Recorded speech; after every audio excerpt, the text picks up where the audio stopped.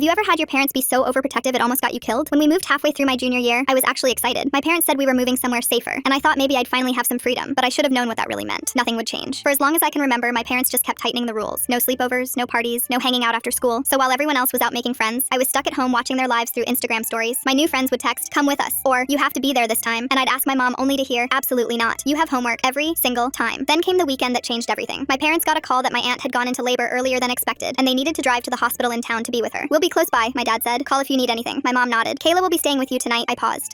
Who's Kayla?" "She's a responsible college student," my mom added. "Your babysitter for the night." A babysitter. At 16. I was an honor student who'd never once gotten in trouble, and they hired me a babysitter like I was 7. The timing couldn't have been worse. My friend Megan lived 2 houses down and was throwing a huge Sweet 16 sleepover that night. I could see the decorations from my window, girls arriving with overnight bags, music starting up. The party was right there, maybe 100 feet away, but it felt like a world I'd never get to be part of. Kayla arrived that evening with an overnight bag and a smile that felt way too cheerful. My parents gave her the full house tour before leaving, like they were handing off a toddler. After they left, she made dinner in the kitchen while I hid in my room. I texted Megan, "Have fun tonight. I'm stuck here smelling whatever my babysitter is cooking." She sent back crying emojis and said she wished I could come. I spent the night watching their stories, girls laughing, doing makeup, dancing. Around 8 p.m., Kayla knocked on my door. "Hey, I'm exhausted from finals. Going to bed early. You should get some sleep too." I barely looked up. "Yeah, sure." Her footsteps faded down the hall. An hour later, I heard something outside. When I looked out my window, I saw Kayla sneaking across the lawn toward a car waiting with its headlights off. She climbed in, and they drove away. I blinked, wondering if I really just saw that. My responsible babysitter had snuck out to see her boyfriend. For a few minutes, I just paced. I kept watching Megan's stories, the music, the laughter, the lights. The FOMO was unbearable. Kayla wasn't here. No one was. This was my one chance to finally feel normal. I grabbed my phone, slipped on my shoes, and quietly went out the back door. Walking into Megan's house felt like stepping into another universe. Girls everywhere, music blasting, pizza boxes covering the counter. "You actually came!" Megan shouted, hugging me. For the first time in my life, I wasn't the new girl or the weird quiet one. I was just part of the group. We played truth or dare, made friendship bracelets, danced around like idiots. It was perfect. Then, around 11 p.m., everything went still. The air felt heavy, like the calm before a storm. And then, boom, the ground shook. A deep explosion tore through the street. We ran to the windows screaming. My house was on fire. Not just a little fire, an explosion. Flames shot through the windows, debris scattered across the yard. Megan's mom was already on the phone with 911. Sirens filled the neighborhood within minutes. I stood there frozen. My home, everything, was gone. Then Kayla's car screeched into the driveway. She jumped out, screaming, "Oh my God, she was inside!" I put her to bed. Firefighters rushed over. "Was someone in the house?" Kayla was sobbing. "Yes, the girl I was watching. She's still in there." I couldn't move. I just watched the chaos unfold while everyone thought I was dead. A neighbor must have called my parents because 15 minutes later, their car came flying around the corner. They saw the flames and ran, screaming my name. Kayla was crying, apologizing, saying she told me to go to bed. My dad tried to run toward the house, but firefighters held him back. My mom collapsed, sobbing in the street. Everyone thought their daughter was gone. I walked up behind them in my pajamas and tapped my mom on the shoulder. They turned, eyes wide, like they were seeing a ghost. "I'm okay," I said. "I wasn't home." They grabbed me, crying, holding me so tight I could barely breathe. "Where were you?" my mom finally yelled. "At Megan's," I said quietly. 2 houses down. They looked at Kayla, furious. "You said she was in her room." The fire marshal stepped over. "Gas leak from the stove. Burner wasn't fully off. Gas filled the house and something must have sparked it." Everyone turned to Kayla. Her face went pale. "I made dinner. I thought I turned it off. I'm so sorry." My parents just stood there speechless. The only thing my dad said was, "Thank you for having her," before turning back to watch the flames. The rest of high school was a lot less strict after that. I guess they finally realized being safe isn't the same as being protected.